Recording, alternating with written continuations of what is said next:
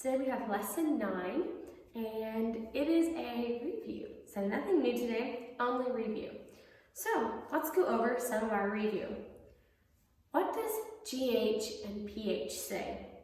Let's say it together. PH and GH say f. PH and GH say f. What is your telephone number? Tell somebody your telephone number, okay? If you don't know it, get it memorized. You really need to memorize your telephone number and say that to somebody.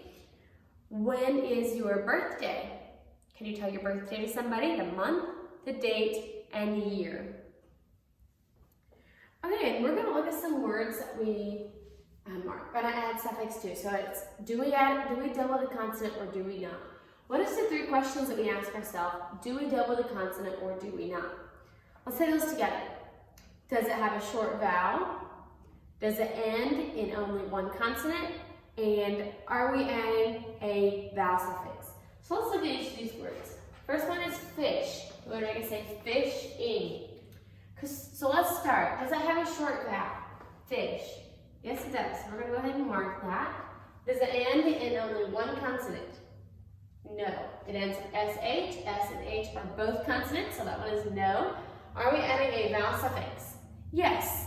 We answered no to one of those, so simply what we're going to do is add the suffix. Fishing. Okay, let's go to the next one. Sit. We're going to make it say sits. Does it have a short vowel? Sit. Yes, it does. Does it end in only one consonant? Yes, it does. And are we adding a vowel suffix? We are not. So that one is no. So simply, we're going to add the suffix because we answered no to one question. So look at the next one. Hop. We want to make it say hopped. Does it have a short vowel? Yes, it does. Hop. Does it end with only one consonant? Again, yes. And are we adding a vowel suffix? Yes, we are. So if we answered yes to each one of those, we're going to double the consonant and add the suffix. Hopped. Okay, let's look at the next one. Camp. We're going to make it say camped. Does it have a short vowel? Camp. Yes, it does. Does it end with only one consonant? Nope. M and P are both consonants, so that one is no. And are we adding a vowel suffix? And that one is yes. We answered no to one of those, so we're just going to add the suffix. Okay, just like that. Swim. We'll make it say swimming. Does it have a short vowel? Yes, it does. Does it end with only one consonant? Yes. And are we adding a vowel suffix? And again, yes. We answered yes to all of those.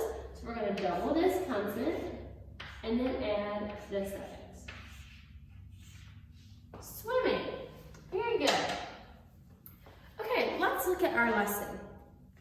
Lesson 9. First part in lesson 9 says, color the blocks that have good telephone manners. So you look through there. Is thank you a good telephone manner? Is writing a note? If someone gives you a message, is it good to write a note so you don't forget?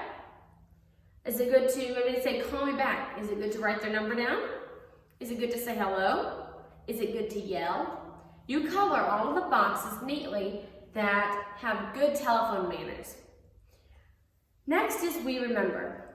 Write your birthday. Write the month, day, and the year that you were born. Don't forget to use a capital letter and a comma.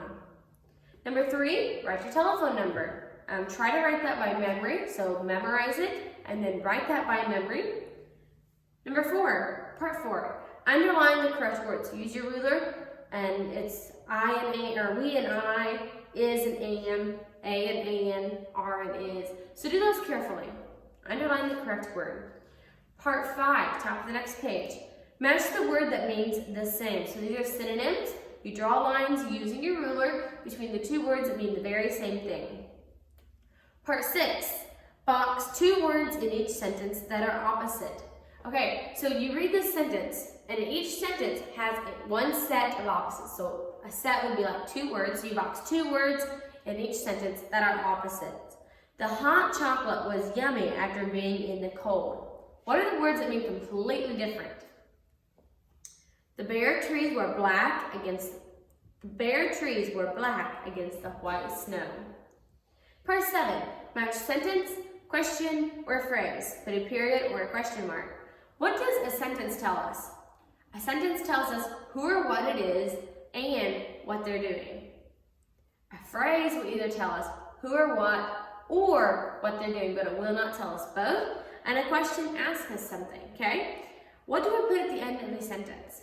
We put a period at the end of a sentence, right? What do we put at the end of a phrase? We don't put anything at the end of a phrase, and we put a question mark at the end of the question. So do that part carefully. Part 8, write the word and add the suffix. It gives you the rule there, so do that carefully. Part 9, underline the root word, circle the suffixes, box the prefixes. Okay, so it tells you what to do there. Underline the root word, circle the suffix, box the prefix. Where do you find a prefix?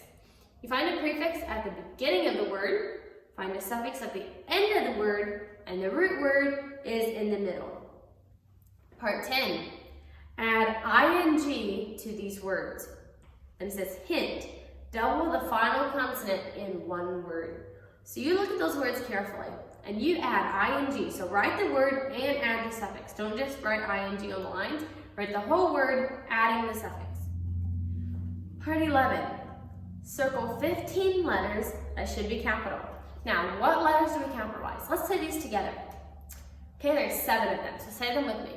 The beginning of every sentence, the word I, names of people, names of pets, names of God, days of the week, and months of the year. Say those again with me. The beginning of every sentence, the word I, names of people, names of pets, names of God, days of the week, months of the year. So those are the things you capitalize. Go through there and find 15. Part 12 is penmanship. Write line 9 on page 45. Is nothing but a hole. That is a sentence that you're writing today. So that is what you write in penmanship. Write it neatly. Be sure you have capital letters when it needs a capital letter. Make sure all your letters are in there. Put periods. Do it very carefully. Spelling. Part 13. Color the words that are spelled correctly. You color all the words that are spelled correctly, and those are your spelling words. Part 14. Write the missing letters. So you're writing your spelling words, filling in the missing letters. Part 15. Draw a line to tell how many syllables. So, do you remember how to count syllables? Clap out the word and count the syllables, and then draw a line to 1 or 2 to show if they have 1 syllable or 2 syllables. That is the end of your lesson today. Do your work carefully. It is a review, so there's nothing new. Take your time, check over it, and see if you can make 100% on this lesson, okay? I will see you in reading class.